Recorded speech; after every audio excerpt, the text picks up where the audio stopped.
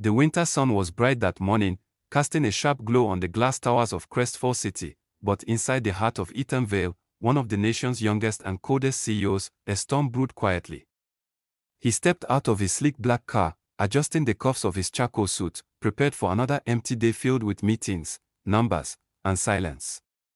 But just as he closed his car door, a tiny voice tugged him out of his void. A little girl in a red wool coat, no more than 7, stood in front of him with trembling hands and wide fearful eyes. Her small lips quivered, yet she forced herself to speak. "Sir, could you pretend to be my daddy, just for one day?" The words froze him where he stood. He had faced hostile boardrooms, billion-dollar deals, cutthroat negotiations, but nothing had ever disarmed him like this. If you believe in kindness, miracles, and second chances, please like, comment, share, and subscribe to Grandma's book right now. It truly helps support stories that touch hearts. Ethan stared at her, struck speechless. No one had ever asked him for something so fragile, so human. He looked around, expecting a hidden camera prank, but the street was quiet except for daytime traffic humming in the distance. The girl held a small notebook clutched to her chest, and the cold wind whipped her brown curls across her face.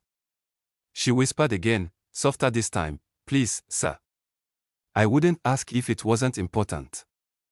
Ethan's throat tightened unexpectedly. Memories he had buried years ago, of a father who left, of a mother who died too soon, rose like shadows he wasn't prepared to face. He forced himself to ask why. She blinked away tears and said she needed someone to attend her school's family day. Her classmates would bring fathers and mothers, but she had no one. Her teacher said she could bring any guardian, and she'd spent all morning searching for someone kind enough to help. "I tried. I really tried," she said, fighting sobs. But nobody stopped. Something inside him cracked. The ruthless CEO who was known for rejecting emotional pleas suddenly knelt before her, placing a gentle hand on her shoulder. He didn't understand why, but he found himself saying yes. They walked together toward Maplewood Primary, the little girl introducing herself as Lila Moreen. She spoke with a mixture of maturity and innocence, explaining how her mother worked double shifts at a roadside cafe and couldn't take time off. She told him she didn't want her mother to feel guilty, so she secretly came looking for someone who looked kind and smart, someone who seemed like a daddy who would care. Ethan swallowed hard, realizing he was the last person who fit that description, yet she had chosen him. As they walked onto the school grounds, children ran around laughing in the warm noonlight, parents waving proudly at their kids.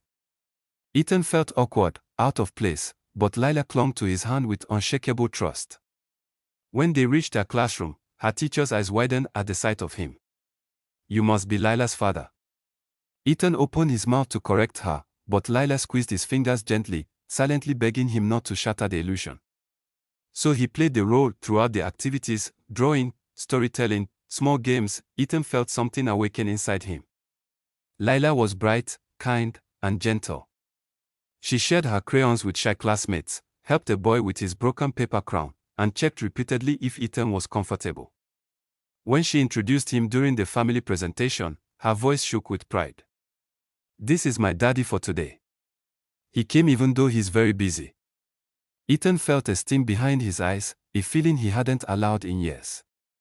At lunch, she finally opened the one little notebook she'd been carrying. Inside was a simple wish list titled, "Things I Want One Day." The first item read, "A daddy who shows up." Ethan couldn't breathe for a moment.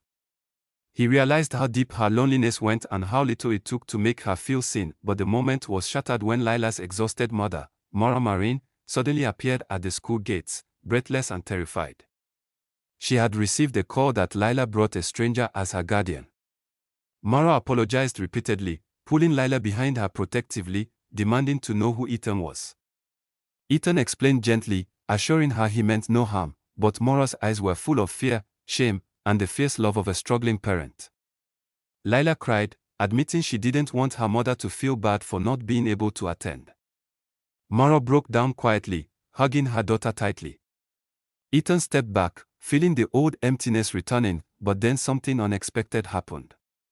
Mara looked up and thanked him. "Most people wouldn't have stopped," she whispered.